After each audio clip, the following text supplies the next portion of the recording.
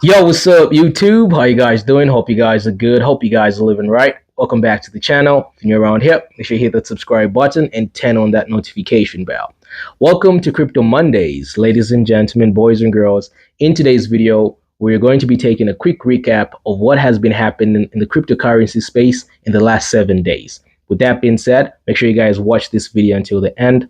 Let's get it. So many different events have taken place in the cryptocurrency industry these past few 7 days, but I will be talking about some of my favorite events that I think have indicated a series of bullish movements in the financial market. If it comes to the crypto industry, of course.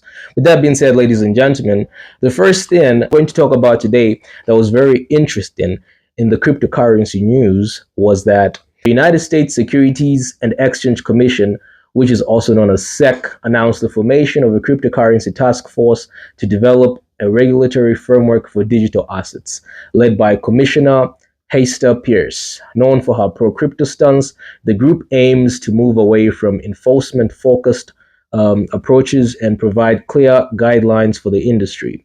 The task force will collaborate with federal agencies, state regulators, and international counterparts to balance investor protection and market integrity and innovation.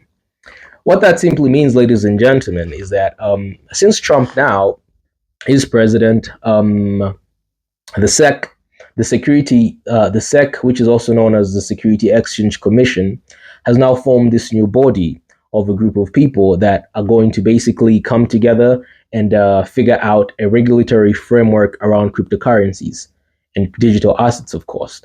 Now, because of this, it's been a bull run for crypto. This is positive news coming from their new administration. This is very positive and bullish news coming from Trump's administration. And I personally feel this is one of the reasons why Bitcoin has been kept to $100,000. Now, let's talk about something interesting, something else that's interesting that happened this week. Now, another interesting thing that I noticed this week in the cryptocurrency industry is that China's ongoing battle with cryptocurrency trading. Now, I'm going to read this article. Despite significant restrictions imposed in 2021, cryptocurrency trading persists in China through over-the-counter brokers and peer-to-peer networks.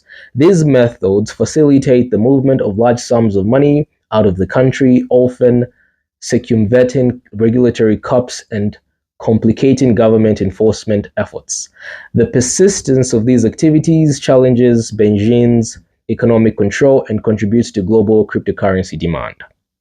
Now, what's happening in China, ladies and gentlemen, is basically happening all across the planet. Cryptocurrency is like a big virus that governments can't seem to stop. So every other new government is trying to put a regulatory framework around digital assets. This is what's happening in China. In 2021, they had imposed so many restrictions on trading cryptocurrencies and so on and so forth, even closed down certain exchanges. But they have realized that that is actually not helping them at all, because people, individuals, companies are still able to trade, buy and sell cryptocurrency even right there in China.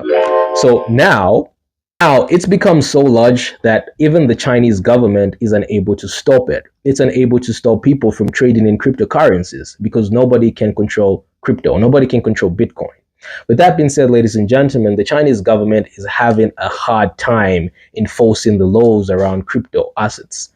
With that being said, I think China should definitely take a page out of America's new administration book and also create a regulatory framework around digital assets. Maybe that might help them. Another interesting thing that I read this morning on the Times, I think this is the UK Sunday Times, if I'm not mistaken, is the UK's position in the global crypto landscape. So it reads, industry leaders have expressed concerns that the UK's cautious regulatory approach may cause it to fall behind the US in the cryptocurrency sector.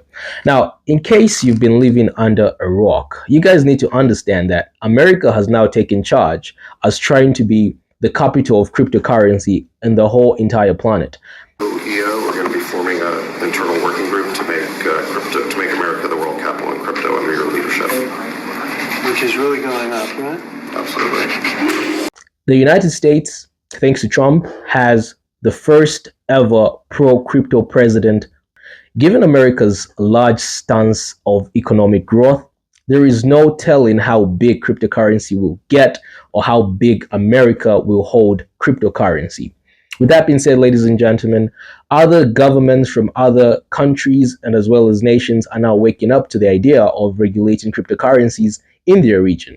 I mean, it will happen at a slow pace, but I'm sure they're going to follow. So it continues to read, President Trump's supportive stance on cryptocurrencies, including launching his own meme coin, which was the Trump coin, contrasts with the UK's slower legislative action. Experts stress that the agency for the UK to establish clear regulatory frameworks to attract and retain crypto business or risk losing its chance to become a global crypto hub. So what this article is basically saying is the UK's the United Kingdom's position in the global cryptocurrency landscape is basically falling behind the US because they are not really doing anything around a regulatory framework in their country. With that being said, that is also a very interesting piece of information that I found out while doing my research on crypto this past few weeks or this past few days. Another interesting piece of information that I found out while doing my research this week was that there was a record stablecoin reserve on Binance. Now I'm going to read this article. Binance's stablecoin reserves reached $44.5 billion, close to its all-time high of $45.8 billion recorded earlier in December. Stablecoin inflow to exchanges often signal growing investor appetite and upcoming buying pressure, as stablecoins serve as a fiat or ramp for crypto investments. Analysts predict that Bitcoin could reach a local high above $110,000 to $120,000 before experiencing a pullback.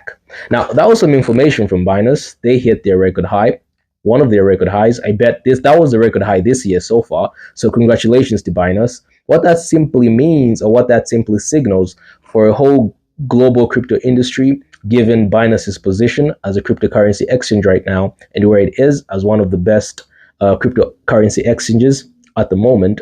Once this is happening with Binance, this signals an effective rise in cryptocurrency. This is why they are predicting that cryptocurrency, or Bitcoin rather, might hit $110,000 to $120,000 in the next few months, so to say. So another interesting piece of information was that there was a new appointment of acting CFTC chair. Now, what that simply means, ladies and gentlemen, is the Commodity Futures Trading Commission. So somebody was recently appointed as acting Commodity Future Trading Commissioner, and that person's name is Caroline Palm, a Republican and former Citigroup executive. She was appointed as the acting chair of the U.S. Commodity Futures Trading Commission, CFTC. Palm has pledged to collaborate with all stakeholders to ensure well-functioning markets that promote economic growth and U.S. competitiveness. She has been a CFTC commissioner since 2022, advocating for clearer cryptocurrency regulations and supporting market liquidity.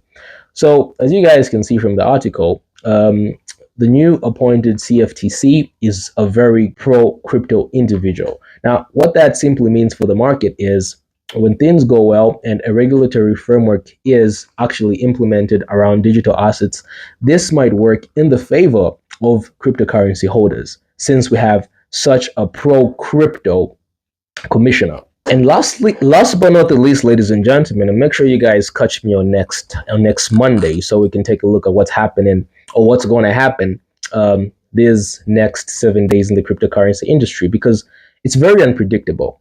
But with this new administration and the way they keep stocking up this crypto, I feel it's good news. So last but not the least, the creation of the United States Cryptocurrency Working Group. So Donald Trump, newly elected President Donald Trump, signed an executive order establishing a cryptocurrency working group tasked with new regulations for digital assets and exploring the creation of a national cryptocurrency stockpile. This initiative aims to reform U.S. crypto policy swiftly, protect banking services for cryptocurrency businesses, and prohibit the development of central bank digital currencies in the United States. The group will include senior officials from various agencies, and will be chaired by David Sachs. So with that being said, ladies and gentlemen, I also need you guys to pay attention to the 30th of January, where we're basically going to have another review of the Federal Reserve's balance sheet. Now, for those that it may concern, the Federal Reserve's balance sheet plays a significant role in influencing cryptocurrency markets, as it reflects broader monetary policies that affect liquidity, interest rates, and investor sentiments. So depending on how the balance sheet is looking like, if we're receiving a lot of positive news in the cryptocurrency industry or in cryptocurrency markets, if the interest rates have not if the interest rates for dollar have been hiked, people will find it sustainable to put their money in a cryptocurrency so they can sustain their wealth, or rather secure their portfolios. As they read out this balance sheet, the Fed's balance sheet influences the strength of the United States dollar, because the United States dollar is still the legal tender in the United States. So the Fed's balance sheet influences the strength of the United States dollar. A weaker dollar, often tied to a balance sheet expansion, can make Bitcoin and other cryptocurrencies more attractive to investors globally. So as the dollar weakens, the cryptocurrency grows. That's what this is basically trying to say. A stronger dollar can have the opposite effect, reducing the relative value and demand for cryptocurrency. So when the dollar is stronger, the value of the cryptocurrency might depreciate. But if the dollar will be weaker, and as you guys can see, Trump's administration is very pro-crypto. Now, with that being said, let's pay attention to the balance sheet on the 30th of January, because this might either impact the crypto market positively or maybe a little bit negatively. But all in all, we're still going up. Y'all already know. So with that being said, ladies and gentlemen, that has been a quick recap of what has been happening in the cryptocurrency space these past 7 days. Now, I mean, everything I spoke about is very little compared to all the information that is spread out there, ladies and gentlemen. So please do your own research, get detailed information, and use that to your advantage. Those were some of my favorite topics these past few weeks affecting the cryptocurrency market. With that being said, hope you guys enjoyed the video. Hit the like button, hit the subscribe button, and I'll see you guys in the next video.